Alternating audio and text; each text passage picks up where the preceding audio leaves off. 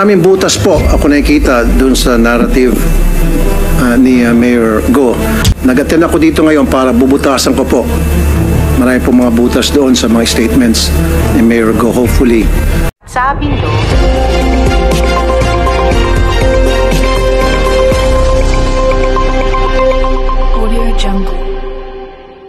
Sabi nyo, di kayo sigurado kung sila ay mga kamag-anak nyo. Do you still maintain this, Mayor?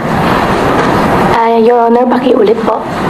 Sabi nyo kasi sa akin noon, nung pinakita ko yung mga dokumento na nandun yung mga pangalan ni na Sheila L. Guo at Seaman L. Guo at isa pang dokumento na Sheila Leal Guo at Seaman Leal Guo, at tinanong ko sa inyo kung mga kapatid nyo sila, ang sabi nyo sa akin, hindi nyo sigurado kung kamag-anak nyo sila. Yan pa rin ba ang sinasabi nyo sa amin? After po ng Senate hearing po, Your Honor, nag-confirm po ako sa tatay ko, kapatid ko daw po sila. Aming butas po, ako nakikita dun sa narrative ni Mayor Go. Nag-attend ako dito ngayon para bubutasan ko po. Marami po mga butas doon sa mga statements ni Mayor Go. Hopefully, I have some few questions na kailangan niya masagot.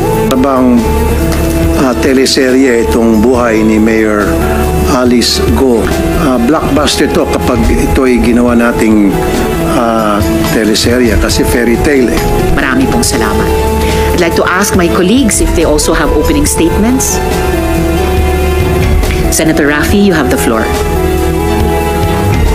Good morning, Mr. Chair, Madam Chair, Senator Win Gatchalian.